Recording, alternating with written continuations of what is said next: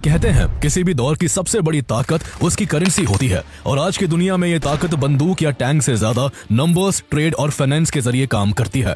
आज global economy में जंग सिर्फ बॉर्डर्स पर नहीं लड़ी जाती बल्कि मार्केट्स, सैंक्शंस और करेंसीज के जरिए भी लड़ी जाती है। और इस पूरी इकोनॉमिक बैटलफील्ड के बीच एक करेंसी ऐसी है जो हर जगह सेंटर में खड़ी नजर आती है और वो है यूएस डॉलर। तेल खरीदना हो, देशों को कर्ज देना हो, इंटरनेशनल ट्रेड करना हो या किसी इकोनॉमी पर सैंक्शंस लगाने हो, हर रास्ता जाकर डॉलर पर ही खत्म होता है। यहाँ तक कि जब किसी देश की करेंसी कमजोर होती है तो कंपैरिजन भी डॉलर से ही किया जाता है। जब हम कहते हैं रुपी गिर रहा है तो असल में इसका मतलब ये होता है कि रुपी डॉलर के मुकाबले इतना कमजोर हो रहा है। इस तरह यूएस डॉलर ग्लोबल सिस्टम में मेजरिंग स्केल बन चुका है। लेकिन सवाल ये है कि आखिर ऐसा क्यों है? अगर हम हिस्ट्री में थोड़ा पीछे जाए तो आज जिस यूएस डॉलर को दुनिया की सबसे ताकतवर करेंसी माना जाता है, वर्ल्ड वॉर 1 से पहले तक उसका दायरा अमेरिका के भीतर तक ही सीमित था।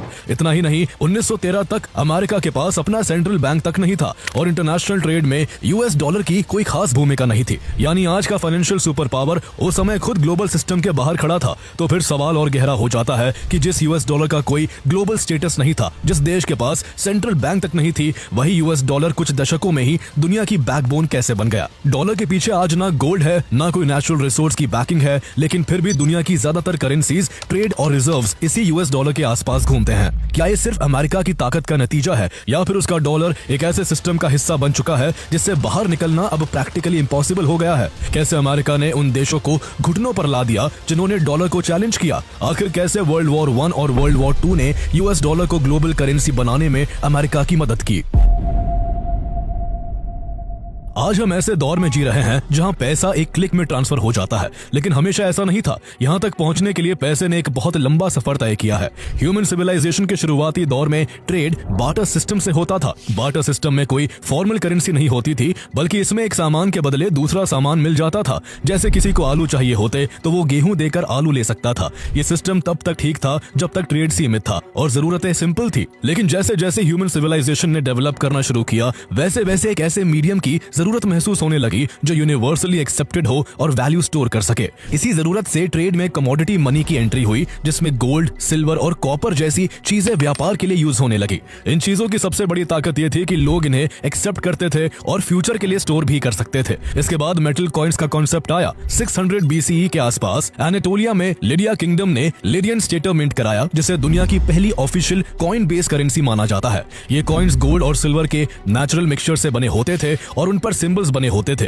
ताकि हर कोई समझ सके कि उनकी वैल्यू क्या है। इस तरह के कॉइन्स ने ट्रेड को आसान बनाया, लेकिन जैसे जैसे व्यापार कंट्रीज और कॉन्टिनेंट्स के बीच फैलने लगा तो कॉइन्स भी प्रैक्टिकल नहीं रह गए। भारी मात्रा में कॉइन्स को ढोना रिस्की था और लॉन्ग डिस्टेंस ट्रेड में सेटलमेंट स्लो हो जाते थे। इसी वजह से ट्रेडर्स ने गोल्ड एंड सिल्वर से बने कॉइन्स को सेफ जगहों पर जमा करना शुरू किया और बदले में उन्हें रिटन रिसीट्स मिलने लगी। धीरे धीरे यही रिसीट्स एक्चुअल ट्रेड में इस्तेमाल होने लगी और यही से पेपर मनी का आइडिया पैदा हुआ। दुनिया में सबसे पहले रियल पेपर मनी का इस्तेमाल चाइना में हुआ, जिसे 11वीं सेंचुरी में सोंग डायनेस्टी ने शुरू किया। इन पेपर नोट्स की सबसे बड़ी ताकत ये थी कि ये हल्के थे, कैरी करना आसान था, फुल्ली अथॉरिटी प्रूफ थे और बड़े व्यापार के लिए ज्यादा प्रैक्टिकल थे। चाइना से ये आइडिया धीरे धीरे यूरोप तक भी जा पहुंचा, लेकिन यूरोप में पेपर मनी को पूरी तरह अपनाने में काफी समय लगा। 1694 में बैंक ऑफ इंग्लैंड स्टैब्लिश्ड हुई और तब पहली बार ब्रिटिश पाउंड नोट छपने शुरू हुए, जिसे पाउंड स्टर्लिंग भी कहा जाता है। इसके बाद पूरे यूरोप में इसी करेंसी नोट में लेन देन होने लगा। इसके बाद 18वीं सेंचुरी में इंडस्ट्रियल रेवोल्यूशन का दौर आया, जब फैक्ट्रीज आई, मास प्रोडक्शन शुरू हुआ और इंटरनेशनल ट्रेड कई गुना बढ़ गया। यही से मॉडर्न बैंकिंग और ग्लोबल फाइनेंस की फाउंडेशन रखी गई। इसी दौर में ब्रिटिश एम्पायर दुनिया की सबसे बड़ी इंपीरियल पावर बन चुका था और उसकी कॉलोनीज एशिया, अफ्रीका और अमेरिका तक फैली हुई थी।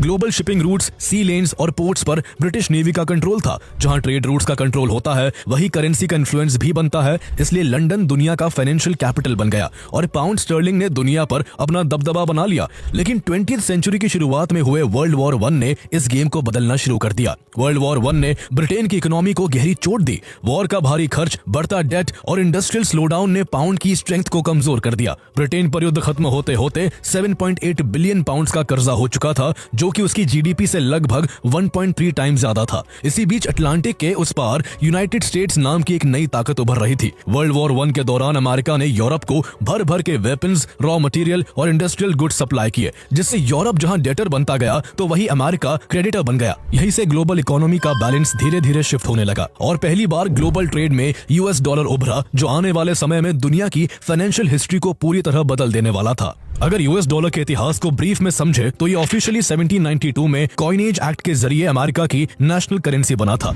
यूएस में पहली बार पेपर मनी 1861 में शुरू हुआ, जिसका यूज काफी धीरे धीरे बढ़ा। हाल ये था कि वर्ल्ड वॉर 1 से पहले तक डॉलर ज्यादातर केवल अमेरिका तक ही सीमित था और अमेरिका में कोई सेंट्रल बैंकिंग सिस्टम तक नहीं था। लेकिन इसके बाद 1913 में फेडरल रिजर्व सिस्टम की शुरुआत हुई, जिससे यूएस को अपनी बैंकिंग सिस्टम, इंटरेस्ट रेट्स और मनी सप्लाई पर सेंट्रलाइज कंट्रोल मिला। इसके बाद जब वर्ल्ड वॉर 1 के दौरान यूरोप कमजोर हुआ और अमेरिका क्रेडिटर बना, तभी पहली बार यूएस डॉलर की ग्लोबल वैल्यू धीरे धीरे बढ़नी शुरू हुई। लेकिन यूएस डॉलर का असली डोमिनेंस वर्ल्ड वॉर 2 के बाद स्टार्ट होता है। वर्ल्ड वॉर 2 वर्ल्ड वॉर 1 से कहीं ज्यादा डिस्ट्रक्टिव था, जिसकी वजह से ब्रिटेन, जो कभी दुनिया की फाइनेंशियल पावर था, अब खुद सर्वाइवल मोड में आ चुका था। एशिया का बड़ा हिस्सा भी इंस्टेबिलिटी और पॉवर्टी से जूझ रहा था। पूरा यूरोप तबाही की जद में धंस चुका था। यहाँ तक कि यूएसएसआर का भी हाल बुरा था। उसके 27 मिलियन लोग इस जंग में मारे जा चुके थे, 70,000 विलेजेस कंप्लीटली डिस्ट्रॉय हो चुके थे और इंडस्ट्रियल प्रोडक्शन अप्रॉक्स 30% से ईयरली डिक्लाइन कर चुका था। पूरी दुनिया की इस बर्बादी के बीच केवल एक देश था जो युद्ध के बाद भी इंटैक्ट खड़ा था, और वो था अमेरिका।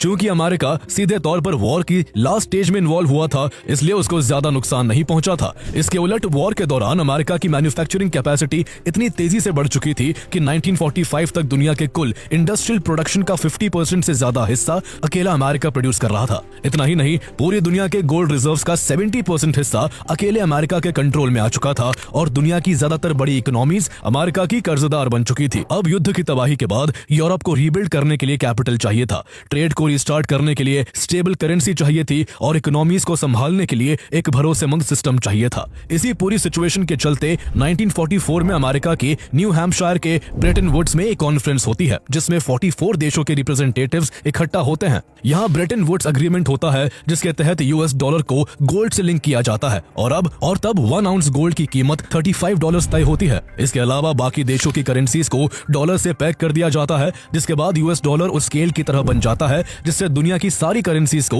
मेजर किया जाने लगा। इसी एग्रीमेंट के साथ इंटरनेशनल मॉनेटरी फंड IMF और वर्ल्ड बैंक नाम के 2 पावरफुल इंस्टीट्यूशंस बनाए जाते हैं, जहां IMF का काम करेंसीज को स्टेबल रखना और बैलेंस ऑफ पेमेंट्स क्राइसिस में कंट्रीज को लोन्स देने का था, तो वही वर्ल्ड बैंक का मकसद वॉर टॉर्न कंट्रीज की रीबिल्डिंग में मदद करना था। यूएस डॉलर को ग्लोबल करेंसी की तरह स्टैब्लिश करने के लिए यूएस ने बड़ी होशियारी से इन दोनों इंस्टीट्यूशंस की वर्किंग कैपिटल भी यूएस डॉलर करवा दी, यानी लोन्स भी डॉलर में दिए जाने थे और रीपेमेंट्स भी डॉलर में ही होने वाली थी। इसके चलते धीरे धीरे बहुत सी कंट्रीज की economies dollar based debt system में लॉक होती चली गई। 1948 में अमेरिका मार्शल प्लान के जरिए यूरोप को करीब $13 बिलियन की एड देता है, जिससे यूरोप की रीबिल्डिंग तो होती ही है, लेकिन साथ ही डॉलर का सर्कुलेशन पूरे वेस्टर्न वर्ल्ड में फैल जाता है। इन सब के चलते कुछ ही दशकों में global trade, foreign reserves, international loans और सेंट्रल बैंकिंग सबका बेस डॉलर बन जाता है। कंट्रीज अपनी करेंसी को स्टेबल रखने के लिए डॉलर रिजर्व जमा करने लगती हैं। इस तरह डॉलर धीरे धीरे ग्लोबल इकोनॉमिक सिस्टम की बैकबोन बन जाता है और officially US dollar global currency की पोजीशन हासिल कर लेता है। यूएस डॉलर के ग्लोबल करेंसी बनने के बाद कैपिटल, टैलेंट और टेक्नोलॉजी यूएस की तरफ फ्लो होने लगती है। अमेरिका मैन्युफैक्चरिंग, इनोवेशन और फाइनेंस का सेंटर बन जाता है। इसका असर यूएस स्टॉक मार्केट में भी देखने को मिलता है, जो बहुत जल्द दुनिया की सबसे बड़ी वेल्थ क्रिएशन मशीन बन गया। आज भी यूएस स्टॉक मार्केट पूरी दुनिया का सबसे बड़ा और सबसे स्ट्रॉन्ग मार्केट है। Apple, Meta, alphabet, Microsoft, Tesla, Amazon, Nvidia और नेटफ्लिक्स जैसी कंपनीज यही लिस्टेड है, जो टेक्नोलॉजी, AI, EV और फ्यूचर ड्रिवन सेक्टर्स को लीड कर रही है। इन कंपनीज का बिजनेस सिर्फ यूएस तक सीमित नहीं है, बल्कि पूरी दुनिया में फैला हुआ है।